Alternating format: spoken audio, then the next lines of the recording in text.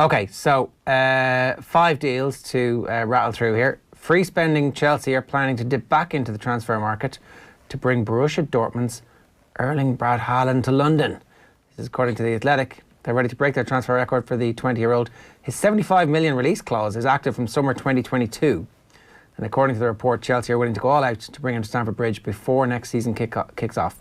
Yannick Fjortov tweeted, I understand there's no chance he will leave Dortmund this summer. He's been at the club only 1 year. Throughout his career, it has been all about development. He's 20 now and in a good place right now. On a scale of 1 to 10, do you believe this deal will happen, and what impact would he make at the club, Nathan? I think it's about a 2 out of 10 that he ends up at Chelsea this summer, maybe a 4 out of 10 that he ends up at Chelsea at any stage over the next 2 or 3 years. What impact would he make? He will be a transformative figure for whatever team he goes to. You look at his goal scoring record again this season. He's scoring more than 1 goal a game, and it feels as though he's just getting better and better. Chelsea almost feels at this stage a little bit too small for him. Like, the options are a Manchester City, Paris Saint-Germain, Real Madrid or Barcelona. Like, that is where he's going to end up. Manchester United have the money to go and invest in him as well. So he has been, and obviously has very good advice around him. You think another year in Germany and Borussia Dortmund wouldn't do him any harm at all, and then you make the move. It does depend when a Real Madrid or Manchester City feel the need to go and spend. Manchester City have a gap there right now because of Sergio Aguero's injuries. Well, they'll get Messi for a year, then send Messi to America, and then Haaland rolls in after him. It's perfect timing. Exactly. And, well, I know Miguel Delaney was on last night and often talking about Kylian Mbappe is still the number 1 target for Real Madrid. Those two are the two that any of those super clubs are looking at to be that figure that can guide them through the next 5-6 years and can guarantee you a certain amount of goals. If Chelsea can somehow pull it off and deal with Mino Raiola and steal in ahead of everybody else and even get him for 2 or 3 years, whoever has him, you're putting as favourites for the title. Is 75 million buyout clause? That was a genius bit of work from the agent and the DA to get that, because it's nothing for these big clubs. Wasn't that the main reason why he actually went to Dortmund, was that he knew he'd have a way out with that small release clause? I think that was part of the sweetener for him, because he knew that Dortmund would only be a stepping stone for his own career. I remember that being a big thing at the time. Nathan, just on the Chelsea thing, like, how much have they damaged their chances of signing someone like Erling Haaland, given the way the season has gone for them, where they've obviously brought in someone like Kai Havertz, and somebody who, like Haaland, was expected, huge things were expected of pretty much immediately, not on the same level as Haaland. But do you look at Chelsea and say, God, I wouldn't like my player going there if you're Mino Raiola? Well, I think if you're looking at Chelsea, you're also expecting the manager to change on a semi-regular basis. So it may not be Frank Lampard by the time Erling Haaland would arrive, if they could get there. Havertz, it felt, was being played out of position. First, that he's stuck on the right of a front three. Then he got COVID and hasn't really come back from that yet at all. Timo Werner, I was never convinced about from the start. And obviously he's having a massive dip in form.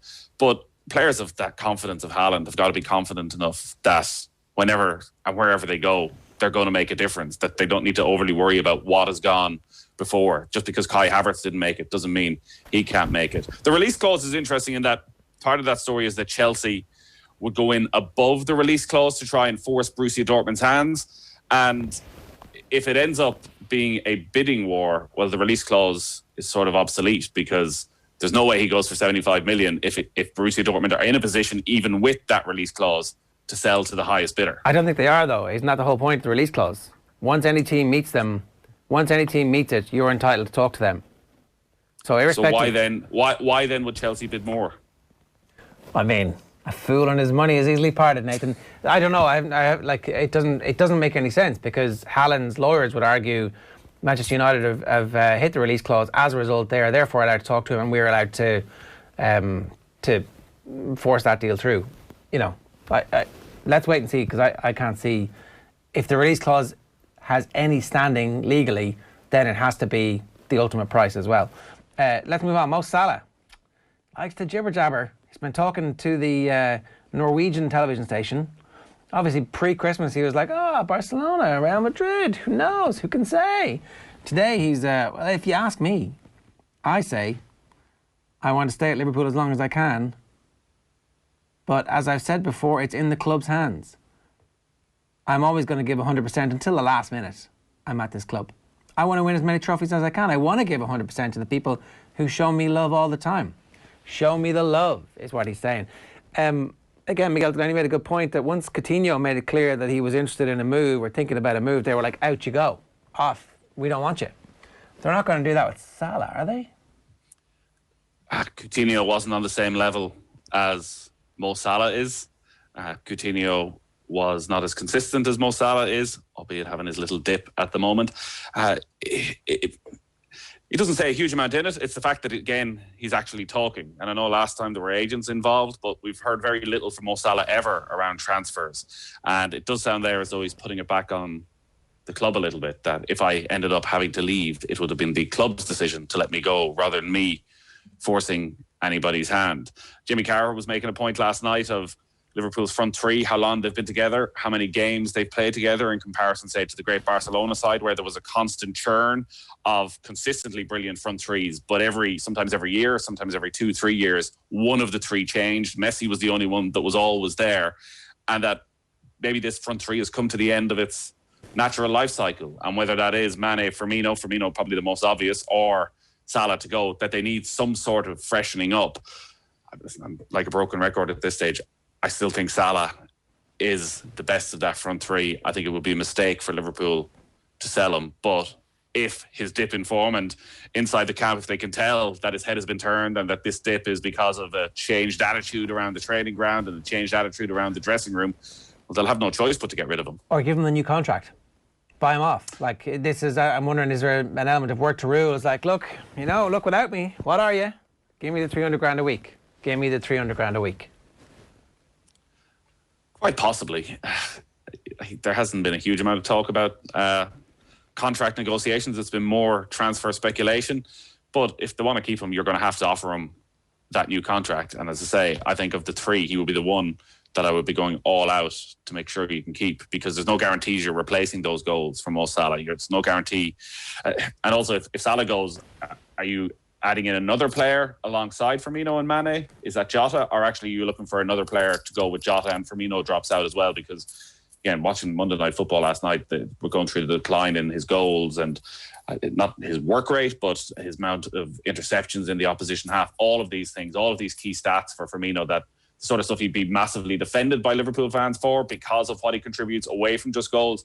All of that has gone down so far this season. So they've got some big decisions to make either way, whether Salah stays or goes, as to what they do with Firmino. I think Mane is going to stay one way or another, but nobody's buying Firmino. It's not great timing. I think Firmino will definitely have plenty of options if Liverpool decide to sell, but it's not great timing when you're in the midst of your biggest dip in form in the last 3 years and your star man is in the papers again. Not exactly quashing the speculation. No, he's absolutely not quashing the speculation. It's quite the opposite. Right, very quickly on these. Hassan Hootel says life will go on if Danny Ings leaves Southampton. His contract runs until 2022. Who should buy him? How much is he worth? And how high is his ceiling? He's 28. So very quickly on this one. I think he could end up at one of the very top clubs as a bit of a stopgap. So, his goal-scoring record, 22 goals last season. Could he slip in and play a lot of games for Manchester City for a season as a number 9? I know Southampton fans will get very angry if I say he'd be a perfect fit at a Leicester as the backup and an alternative and a partner for Jamie Vardy at times. But are Leicester a bit that big a club compared to Southampton? I think there's no shortage of options. And Arsenal, you name it, any of those clubs, Danny Ings, I think, has the quality to play for. He was injured pretty much his entire time at Liverpool, so you cannot judge him on that. Would Liverpool take him back? I don't know. That's probably past at this stage. But again, he is a goal scorer. He would have a point to prove. They're looking for a certain type of player, I'd expect, like a Jota, with that energy, with that mentality monster attitude. Romelu Lukaku could be on his way back to Manchester, but heading to the blue side.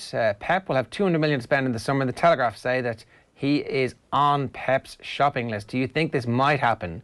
Would winning a league with Lukaku be the ultimate trolling of their crosstown rivals? And did Manchester United make a mistake when they sold him? You've got a minute. I think they made a mistake when they sold him, though at the time it was understandable because they just couldn't figure out how to get the very best out of him, particularly in the big games. I don't think it's the ultimate crosstown trolling at this stage.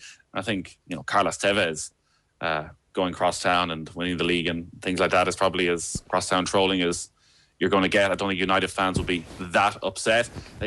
Does the 200 million include Messi? An awful lot of what Manchester City does. Messi's free, right? This summer you expect, but the wages involved. So has he got another 200 million on top of that? I think they might do Messi for a year, and send him to America after that. I can't see it lasting much longer because Messi's career is kind of winding down anyway. Okay, so look, last one. Spurs, West Ham, Marseille and Inter are now among the clubs who want to sign Jesse Lingard. God, I'm sick of talking about Jesse Lingard. Just get it done. Send him on loan anywhere, please. He's unwilling to sell him, apparently, Solskjaer. And he wants him in his squad to manage the congested second half of the season. This is insane. Why do people like Jesse Lingard so much? Well, Jesse Lingard at his best looked comfortable in a Manchester United jersey. But we haven't seen Jesse Lingard in a Manchester United jersey a minute here or there. So it's going to be very difficult for the likes of Jesse Lingard's at clubs in a crowded second half of the season to come on for one game on a Wednesday night away from home, and Jesse, you're starting, go make an impression and prove to everybody that you should stay at the club. It's an almost impossible job. You're doing it more for numbers. Remember, clubs have 9 substitutes now. So if he's not there, you're going down for a kid. Maybe he just feels, actually, here's someone I can trust to do a solid job, and we don't need the money right now. We can sell him in the summer for pretty much the exact same price. They've extended their contract. All right, that is deal or no deal. I signed for them after the Euros, and after my first day's training, I was driving home. I was actually thinking, regretting it, what have I done? Like I walked into a circus. It's amazing, isn't it?